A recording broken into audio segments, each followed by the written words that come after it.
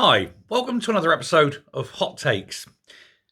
There is a movement trying to get assisted dying law put through the books so that those who are suffering can be eased on their way more humanely.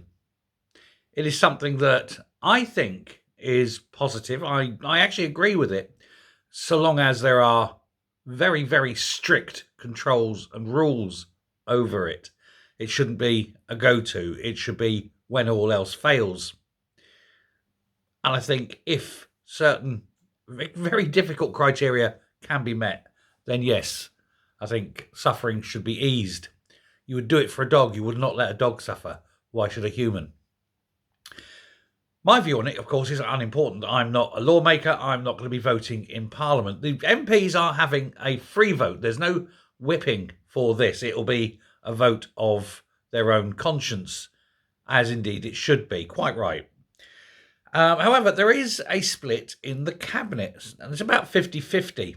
Now, of course, because it's a conscience vote, nobody will be suffered, or there's no direction. They can vote freely. There'll be no punishment beatings afterwards, whether it goes through or not. It is purely for that. But it is another split in the cabinet, and it will help to simmer the already very, very well done and overcooked resentment within the party towards the leadership. It's a backbencher. Let's bring in this, Kim Ledbetter. And it's a free vote, as I say. But some cabinet members are likely to vote against. And this is where you start getting it, because you're going to get cabinet members voting against a policy brought in by a Labour MP. Simmer, simmer, simmer. Keep it on the boil. And it all depends, I think, which way Keir Starmer votes on this as to whether the backbenchers will use that against him as well, depending on how the vote goes.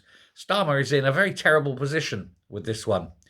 He can't vote for it because he's already signed off on a policy that's likely to kill 4,000 pensioners, the removal of the winter fuel allowance, and that's 4,000 from their own studies that they've shown. So if he's doing this as well, it's another way of, oh God, he really has got it in for the pensioners. He's, determined for them all to die. If he votes against it, he's seen as heartless. And if he abstains, he's a coward. What to do, eh? It's a very difficult decision, of course, but it is, as I maintain, by difficult decisions that politicians can be judged. I think, however, everyone is prejudged, especially when Starmer's concerned.